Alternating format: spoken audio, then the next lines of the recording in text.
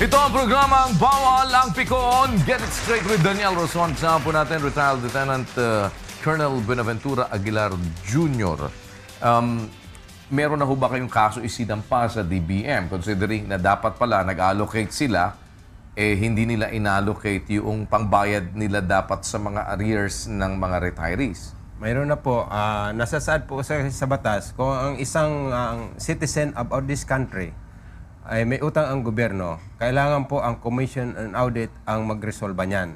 Ibigay mo ang mga ebidensya at bahala po ang Commission on Audit mag-determine po kung So, totoo. na-determine na ng COA, hindi ba? Nabigay na po namin at lately po nga, mayroon na silang kautosan through memo sa GHQ COA at sa management ng Armed Forces. Na mag-allocate dapat dito ang DBM.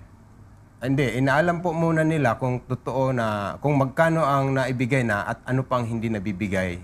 Parang siguro, marahil yan ang ibibigay niyang report sa ating Pangulo na yan po ang nangyayari.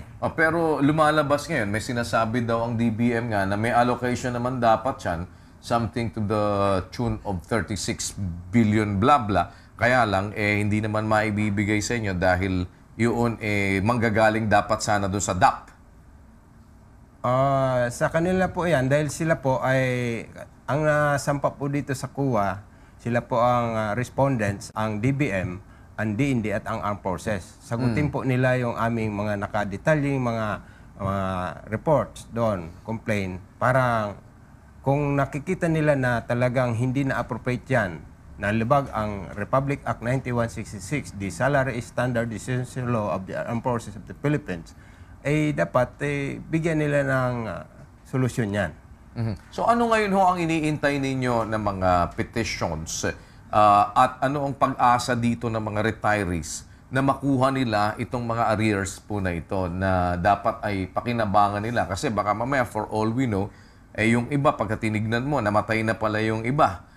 At sa tagal ng panahon, halimbawa na marami silang hindi nakuha, sino pang makikinabang nun? Yung iba baka hindi alam ng mga kamag-anak at papaanong pag-claim. Dapat maturuan din sila na yung mga halimbawa ay pumanaw na ng mga retirees, paanong pakikinabangan ito ng mga naiwan nila? Nasabi po ng aming abogado na iyan pong arrearages na yan ay kahit na po namatay, pwede pong makuha ng asawa ng mga anak. At yung asawa namatay na, yung anak. Up to 5th degree po ang sinasabing tagama na pwedeng magkuha Pwedeng niya mag-claim. po. Opo.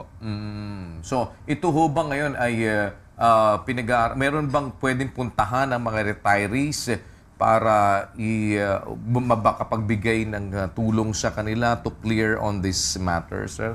Kaya po nga, nung matanggap namin yung kasagutan sa second motion for early resolution namin na may kautosan pala sa pamunuan ng GHQ COA at sa pamunuan ng Armed Forces, kami po ay, dahil po ang kautosan po nila ay wala pong target frame of compliance. Kaya po, basta sabi, gawin nyo to, hindi na, walang sinabi kung in 3 months o anong buwan, parang inaasahan namin na mangyayari ngayong taon na ito. Kaya po, dumudulog na kami dito sa mga independent agency. Dahil po, may kalabagan na po ang COA. Dahil 60 days po ang tinataning lang sa kanila, wala pa pong kasagutan itong bagay na ito. So, doon sa 60 days, lumagpas na sila na naman ulit. Opo, more than 1 year na po. More than 13 months na. Kasi baka mamaya sinabi na namin, inutusan na namin, pasagot, baka matapos na yung termino ng kasalukuyang administrasyon, susunod na naman sakit ng ulo nyo na naman sa next administration para habulin na naman yung pumatong na arrears. Dahil lalabas ho nito, madadagdagan yung mga arrears nung nakaraang mga presidente ng panibagong arrears ng kasalukuyang administrasyon. Hindi po ba gano'n ang suma niyan? Yo po. Kaya po nga kami naghahanap ng makakatulong sa amin. Kasi po sa kasalukuyan, kami po ay mga parabang tupa na walang pastol o a lamb without a shepherd. Kaya po, kayo lang po ang pag-asa namin mga independent agency na ito po ay dapat malaman ng mga retirado at ng sa buong mundo po. Akalam ko po, ito international itong studio. Malaman ng mga dual citizen po, pwede pa po magkuha nito kahit nasa Amerika, anumang bansa. Kaya po ito ay, nagpapasalamat po ako sa inyo dahil ito ay nailabas natin para naman mabigyang solusyon ito dahil nagkakamatayan na po ang mga kasama namin sa Libingan ng Bayani.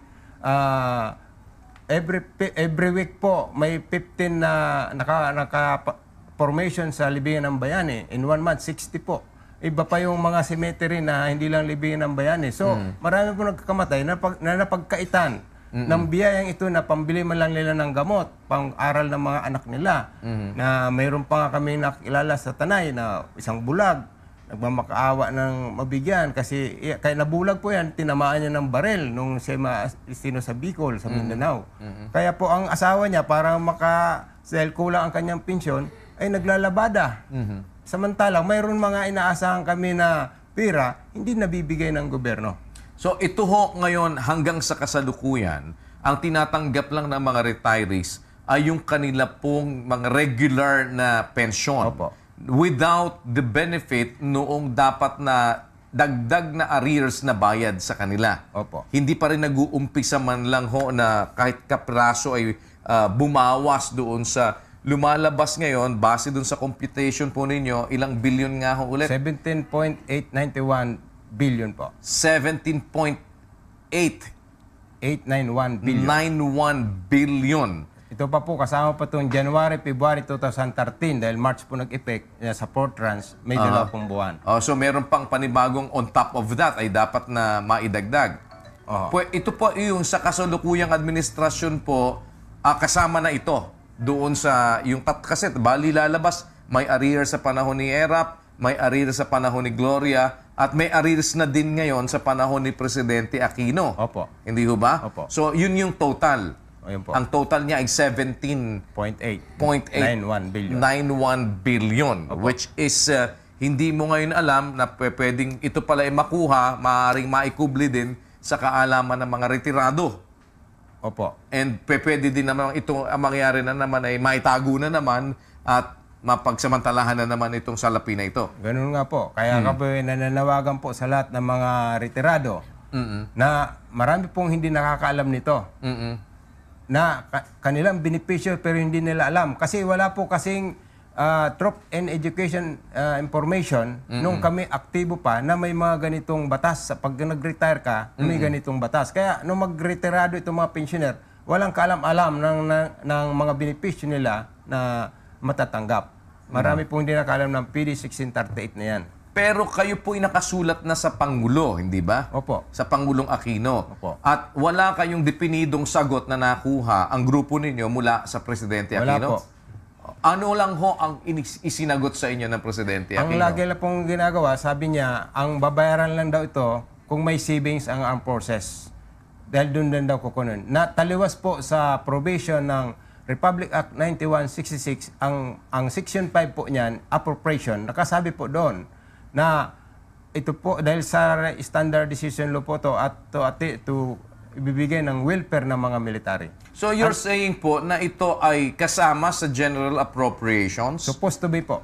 Aha. So nga kasi parang sinasabi ninyo, bali lalabas, mababayaran lang kayo sa arrears ninyo na pumapatong ng pumapatong. As of the moment, almost 18 billion na. Pumapatong pa ng pumapatong dahil nadadagdagan dahil regular lang yung hindi naman humabol hindi ba? So meaning, every month, nadadagdagan po yung arrears ng gobyerno sa dapat na ibayad na pensyon sa mga pensyonado, hindi ba? Opo. Ngayon na sinasabi ba ninyo, kayo ay mabibigyan at mababayaran lamang ng arrears ninyo kung magkakaroon ng savings ang AFP? Yun po ang laging sagot po ng DBM pag kami po. Nag-communicate po yan si Gerald Palomo sa si Attorney Colonel Nilo Oligario, presidente po namin sa Action Veterano. At tuwing po sasagutin po ng DBM na kung may saving at doon lang po ang bibigay. No, but granting for the sake of argument, halimbawa ho na natin na yung arrears ng nakaraan ay pwedeng kuhanin lamang doon sa savings ng AFP. Granting for the sake of argument.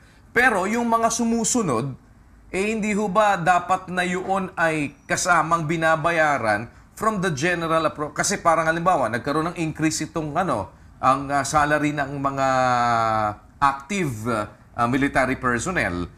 Yung increase nila na yon will also apply doon sa increase sa mga veterans, hindi ho ba? Sa mga retirees, hindi ho ba? So it should be part of the appropriations para sa kanila, hindi ho ba? Ganon ang lalabas Ayun doon? nga po, yung Republic Act 9166 nga po, ang nakasaad doon, parang mabigay ang savings, ay ang arrears na mabayaran, dapat kunin daw sa savings. The initial implementation must be taken from the savings of the AAP and or, may lagay po, and or government funds in savings of the government. At kung pagbigay ng savings na available at may natira po, thereafter, sabi niya dyan, ilagay ito sa general appropriation. Ibig sabihin, taon-taon dapat ilalagay yon. So, every year dapat, yung arrears, aside from regular pension, nabibigyan din po ng allocation, parang unti-unting nasasalve yan. Pero medyo malaking usapin ho yan kapag merong mga kasukasuan na and or. Alam niyo, sasabihin na and or. So, it's optional on the part na pag sinabing and or. Kung ang ko-concentratean niya namin, yung savings, wala kayong makukuha dahil wala kaming savings. Or kung may savings man, hindi sasapat para ipambayad sa inyo. Yung po nga, kasabi doon sa and or na yon, to be determined by the Department of Budget and Management. Pero lumalabas po, nitong huling taon, mayroon pong dineclare silang DAP. Na yun DAP po, Savings of the Executive Department, na it was, na-spend nga ang iba niyan, at sabi nga ng Supreme Court, it is unconstitutional. So, ibig pong sabihin, yung DAP na yan, kung savings po yan, at sinabi doon, savings of AP and or government, dapat a portion of that was given to us, but it was not given to us a partial payment of that arrears. But it will also depend on their allocation, di ba? Prerogative nila gagamitin nila doon. So, ngayon ho, ang pag-asa ninyo dito, maaari ay isang panukalang batas o isang batas na magko-concretize kung ano ba dapat at saan ba dapat talaga pagkunin yung ibabayad sa inyo sa arrears and yung additional sa inyo dito. Meron ho ba kayo ngayon mga nilalapitan dito na mga lawmakers or meron ba kayong pine-prepare na mga reklamo pa with regard to this specific problem, sir? Ang inaasahan po namin dito, yung immediate resolution po ng COA, kaya po nga sila nag-utos sa GSQ COA saka sa Armed Forces, parang yung pong information na makukuha nila, yan po ang nakikita namin na ang i-report ng ating mahal na Commissioner Tan, kay President saka sa DBM. Na abutin na ng retirement niya yan. Kaya po gawin dapat nila yan ngayon dahil marami pong nagkakamatayan at ito po ay matagal ng panahon. How can you push that? Ano kung pwede niyong gawin? Anong action ninyo ngayon? Kasi parang, alam niyo baka dumadating lang yan sa tengang bingi. Papasok sa kaliwa at lalabas sa kanan. Kasi po, may mga paraan pong gagawin yan. Kailangan po, kung sa delay pong ito, dapat po ito, papasok na po kami sa Supreme Court. Pero magastos po yan, kaya ito pong paraan na itong nandito kami sa inyo, ay nagumingi kaming tulong para mapabilis po ito.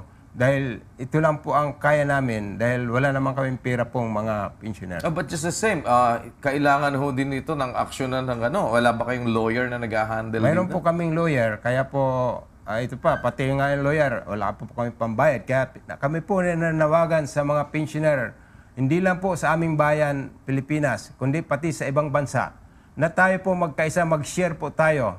Sapagkat po ang laban na ito ay pag na-determine po ito ng COA na talagang tunay na utang po ito, mapupunta po ito sa pag-implement ng isang provision sa Constitution na special appropriation.